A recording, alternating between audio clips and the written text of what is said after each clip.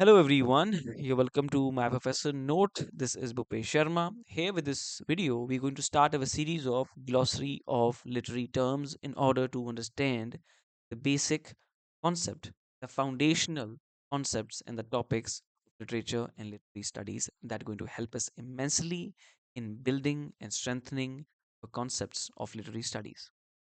We are going to start it with the aesthetic ideology and the aestheticism. As you know, ये जो book है A Glossary of Literary Terms written by M.H. Abrams is in the alphabetical sequence. It is written in the alphabetical sequence. तो इसमें A के साथ हमने शुरू किया है. Absurdism पे मेरी एक पहले भी वीडियो मैंने बनाई थी. तो आज हम बात करने वाले हैं aesthetic ideology and aestheticism की. आपको मैं एक रिलेटेबल एग्जांपल देके इस चीज़ को समझाता हूँ. आपने देखा होगा कि घर की दीवारों पे आर्टिफिशियल जो बटरफ्लाइज होती हैं वो स्टिक की होती हैं, वहाँ पे फ्रेम्स लगे होते हैं, प्लेट्स लगे होते हैं. उसका क्या कोई प्रैक्टिकल यूसेज होता है? कोई प्रैक्टिकल यूसेज होता है उसका? या इसकी कोई मॉरल एब्लिगेशन है या उसका कोई मॉरल एम है, या उसे हम ये कहें कि ये सही है लगाना या ये गलत है लगाना, या उन फ्रेम्स को या उन उन बटरफ्लाइज को या किसी डेकोरेटिव आइटम्स को अपनी वॉल पे लगाने से क्या वो वॉल और ज़्यादा स्ट्रांग हो जाएगी? क्या वो एक आपका कूलिंग इफेक्ट क्रिएट करेगी? नहीं, just for the sake of beauty ना, it makes it look beautiful.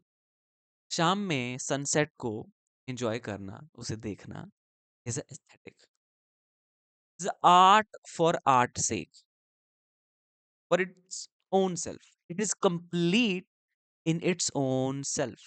Complete in its own self. Wearing a bow, wearing a flower in a pocket of your blazer, and putting a flower in your head or in the hair. ठीक है, बालों में गजरा लगाना, बालों में जो है एक फूल लगाना, वो एस्थेटिक है. उसका कोई पर्पस थोड़ी भी है. उसे एस्थेटिक आइडियोलॉजी कहा जाता है. और ये तो एस्थेटिसिज्म और एस्थेटिक आइडियोलॉजी का मैंने आपको कोर बता दिया. और मैं आपको एक ज़बरदस्त बात बताता हूँ एस्थेटिक आइडियोलॉजी में. आगे हमारे पास बहुत सारे स्लाइड्स हैं जिसमें मैं इस कॉन्सेप्ट को और डीपली मैं टच करूँगा. बट यहाँ पे एक मैं बिल्कुल आपको बेसिक्स आइडिया देके ईज़ी भाषा में सिंपली मैं समझा देता हूँ. एस्थेटिक आइडियोलॉजी, अब ये जो चीज़ है कि ये आपके कौन से की फिगर्स हैं, क्या-क्या इसमें टर्म्स हैं, कौन से बुक में आए हैं, वो सारी फैक्चुअल डिटेल्स हम आगे डिस्कस करेंगे. बट यहाँ पे इसका आइडिया आपको देने जा रहा हूँ. एस्थेटिक आइडियोलॉजी, जैसा कि मैंने कहा कि एस्थेटिक आइडियोलॉजी ब्यूटी है ना. So aestheticism is the perfection of the sensory cognition. ठीक है, जो आप अपने सेंसेस के थ्रू आप चीजें जानते हैं, सेंसेस के थ्रू आप जो चीजें जानते हैं प्लेजरेबल मैनर में, थ्रू हियरिंग और थ्रू सीइंग. एस्थेटिसिज्म में दो ही सेंसेस इंक्लूड होती हैं. एक आपकी कौन सी, एक हियरिंग और दूसरा सीइंग. ये दो सेंसेस इंक्लूडेड एस्थेटिसिज्म में. इसके अलावा कोई और सेंसेस इन्वॉल्व नहीं होती. तो इन दो सेंसेस को इंक्लूड करके जो हम डिसइंटरेस्टेड प्लेजर इसे कहा जाता है. मतलब ये अपने लिए है, इसमें कोई आपका इंटरेस्ट नहीं है. इंटरेस्ट आपका कहाँ होता है? जहां से आपको कोई बेनिफिट होने वाला हो. सनसेट हो रहा है, उससे आपको क्या मिल रहा है? उससे आपको कोई दौलत नहीं मिल रही है, शोहरत नहीं मिल रही है, इज्जत नहीं मिल रहा है, सम्मान नहीं मिल रहा है. It just makes you feel good and you when you when you look at it, it it provokes you to think and contemplate. है ना. आर्ट अपने आप में कंप्लीट है, it has no obligation. That's what the main को purpose of the aestheticism. और इसी चीज को एस्थेटिक्स, जब मैंने कहा कि ब्यूटी की बात आती है, एस्थेटिक्स में हम ब्यूटी की बात करते हैं. एस्थेटिक आइडियोलॉजी का कॉन्सेप्ट किसने दिया? पॉल दे मेन ने दिया. उन्होंने यहाँ पे क्या बात की कि यहाँ पे ही criticise the usage of beauty aesthetic to to manipulate the beauty in order to disseminate the ideology. एक नाजी के एक मिनिस्टर हुए, नाजी के एक मिनिस्टर हुए जिनकी मैं बात यहाँ पे करता हूँ, Joseph Goebbels. Concept the plastic art of state. इस महानुभव ने क्या किया कि इन्होंने एस्थेटिसाइज करने की कोशिश की पॉलिटिक्स को. How? Using rallies, films, architecture. है ना, कि नेता के नाम पे आज के टाइम पे जो है बड़ी-बड़ी इमारतें बनाई जाती हैं कि ये इमारत, ये बिल्डिंग उस पार्टी ने बनवाई है ना जी? एक नेता के ऊपर एक फ़िल्म बनती है, एक आइडियोलॉजी के ऊपर एक फ़िल्म बनती है, उसे एक एस्थेटिसाइज़्ड मैनर में आपके सामने प्रेज़ेंट किया जाता है। और आप क्या करते हो? आप उस उस चक्कर में आप उस आइडिया को अडॉप्ट करते हो कि कितना खूबसूरत लग रहा है ये। This is how aesthetic are being implemented. This is how aesthetics are being used for the wrong purposes. अगर किसी का खूबसूरत चेहरा है, मैं आपको बोलूँ, अगर किसी का खूबसूरत चेहरा है, डज़ इट मीन कि उनका दिल भी, उनका ज़हन भी, उनकी सोल भी उतनी ही ब्यूटीफुल हो? It does not mean the person with a beautiful face has a beautiful heart, a beautiful mind. It doesn't mean that. Aesthetic ideology यही कहती है कि यार हम फ़ॉर्म को ना, जो फ़ॉर्म है ना किसी चीज़ की, जो फ़ॉर्म है किसी चीज़ की, उसे हम मीनिंग मानने लगते हैं, ठीक है? हम फ़ॉर्म को मीनिंग मानने लगते हैं। मैंने हाँ। बिल्कुल। हम फॉर्म को मीनिंग मानने लगते हैं। परसेप्शन को अंडरस्टैंडिंग मानने लगते हैं। जैसा देख लिया ये वैसा ही है। कोई कोई खूबसूरत आदमी है तो मतलब ये खूबसूरत इंसान है। बस हूबहू ऐसा ही है। हम क्वेश्चन नहीं करते। और जहाँ पे क्वेश्चन करते हैं उसे एस्थेटिक्स नहीं कहते हैं। So this is what he said और इसका एक बाद में काउंटर आर्गुमेंट भी आता है। किसकी ओर से काउंटर आर्गुमेंट आता है? वो काउंटर आर्गुमेंट आता है मार्क्सिस्ट थ्योरिस्ट टेरी गिल्टन की ओर से। व्हाट ही सेड कि मेन पर्पस जो था अ, आपका एस्थेटिक्स का that was also identifying an emancipatory potential in a concept that had originally been articulated in terms of freedom and pleasure. इसका मेन पर्पस ये था। इसका पर्पस ये नहीं था कि आपको रोकना from seeing the meaning. It doesn't necessarily was created. This idea didn't came actually to stop you, to hinder you, to block you from seeing the meaning in the content. कि आप बस form को ही सब कुछ मान लो, है ना?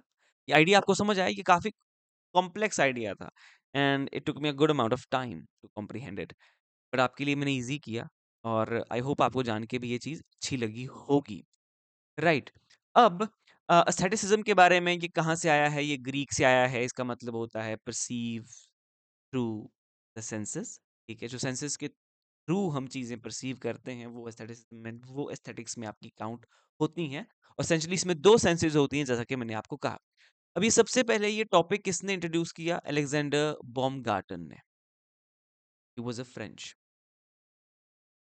1750 में एस्थेटिका में which formalized aesthetics as the science of sensory knowledge later narrowing in English ism denoting devotion ठीक है इसे आर्ट फॉर आर्ट से भी कहा जाता है इसे हम फॉर्मलिज्म में खाली हम फॉर्म पे फोकस करते हैं मीनिंग पे नहीं करते हम कहते हैं कि जो ये फॉर्म है अपने आप में ये complete है.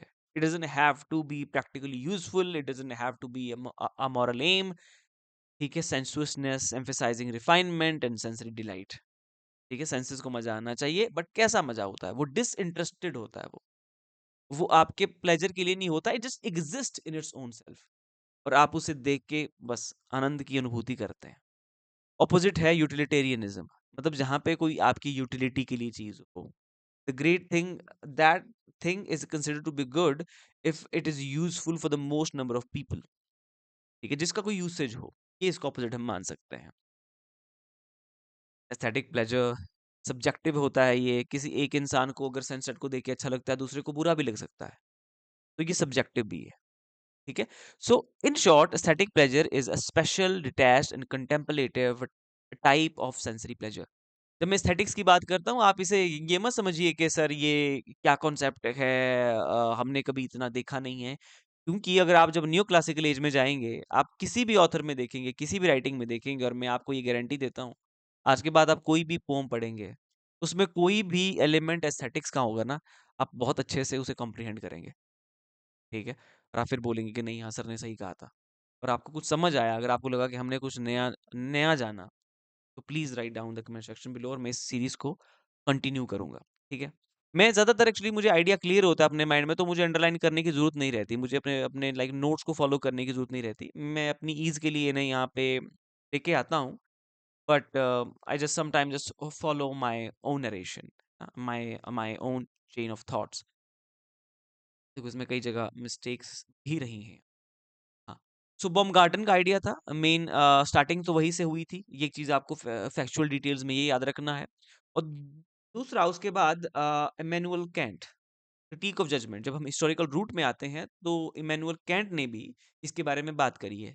He was the one who call it disinterested pleasure in beauty and free from utility and morality. इस तरह से इमैनुअल कैंट ने इसे डिफाइन किया है इन 1970, क्रिटिक ऑफ जजमेंट।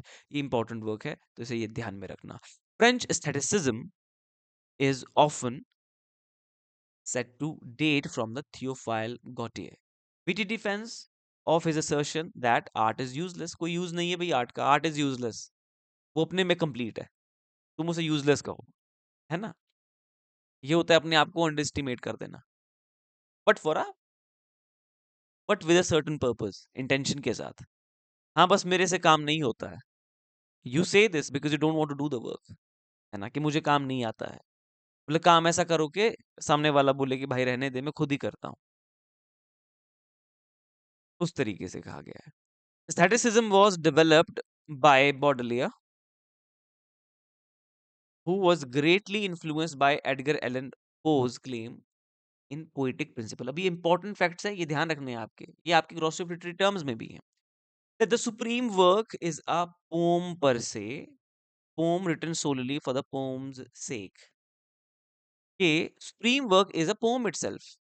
अपने आप में poem complete है। बाद में वॉल्टर पेटर इसे import करते हैं from the French people, and where he discusses in the Renaissance 1873।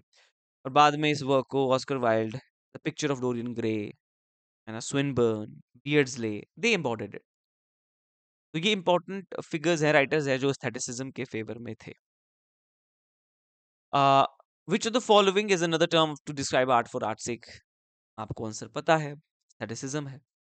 Then the another one is here. Which one of the following best describes the general feeling expressed in literature during the last decade of the Victorian era? Victorian era, Victorian era में क्या था? Victorian era में authority, hierarchy और patriotism, patriarchy, ये सब चीजें थी। And when the inventions, the scientific invention, industrial inventions took place, then what happened? They become melancholic. They try to attach themselves to the past. Aestheticism यहाँ पे क्या बोल रहा है? एस्थेटिसिज्म बोल रहा है कि हम अपने आप में कंप्लीट है, we do not have to be useful, we do not have any moral obligation. और विक्टोरियनिस्ट कैसे थे? वो पेट्रियार्क थे, है ना? So, which of the following best describe the general feeling expressed in literature during the last decade of Victorian era? Studied melancholy and aestheticism. ये melancholy and aestheticism को study करता है। यहाँ पे हमारे पास दो फिगर हैं इसको देखने के लिए जो रिप्रेजेंट करते हैं। एक तो है मैथ्यू आर्नोल्ड, दूसरे हैं ऑस्कर वाइल्ड। एक आयरिश है और दूसरे इसी लैंड को बिलोंग करते हैं। एक थर्ड क्वेश्चन है हमारे पास। In which of the following poems does Tennyson describe and condemn the spirit of aestheticism, whose sole religion is the worship of beauty and of knowledge for their own sake, and which ignores human responsibility and obligations to one's fellow man? एक बार फिर से पढ़ते हैं। In which of the following poem does Tennyson describe and condemn the spirit of aestheticism, whose sole religion is the worship of beauty and knowledge for their own sake, which ignores human responsibility and obligation of one's fellow man? यही करता है asceticism, कि हमें किसी से लेना देना नहीं है। इसके बारे में कौन सी पोम में बात करते हैं? ये करते हैं द प्लेस ऑफ आर्ट, है ना? और asceticism आर्ट से रिलेटेड है, तो कई बार हमारे लिए पता भी नहीं होता, तब भी हम चूज कर सकते हैं इन ऑप्शंस टू गेस वर्क। तो आपने क्या करना है, यहाँ पे टेनिसन के वर्क है, इनको आप एक बार गो थ्रू कर लो। प्रिंसेस क्या है, Lady of Shalott, the place of art, Tithonus. Study कर लो इनको, इनकी आप समरी अच्छे से पढ़ लो। और ये मेरा कोर्स है जो कि मैं आपको प्रोवाइड करता हूँ। English literature competitive exam, UGC net JRF. I have qualified my JRF and I make you prepare for JRF, right? तो ये चीज़ें हैं। करंटली परस्यूइंग माय पीएचडी, तो थोड़ा वक्त नहीं मिल पाता कंटिन्यूअसली कंटेंट अपलोड करने का, but I do my best here. But आप जो है मेरा कोर्स जो है ऐप पे एक्सेस कर सकते हैं। Study material is available, classes are there, mock test, mentorship. Study material is available in the form of hard copies, booklets. ये 6 बुकलेट्स आपको मिलती हैं। And for the prices and the information related to my course, you can write us your query here on this number. I'll see you in the next video, guys, where I'll be discussing the another important term and the concepts that will help you get your basics clear and get your concepts uh, more clearer for this exam, so you can score a better marks. I'll see you in my next video. How did you like the video? Please do let me know in the comment section below. Bye. Take care.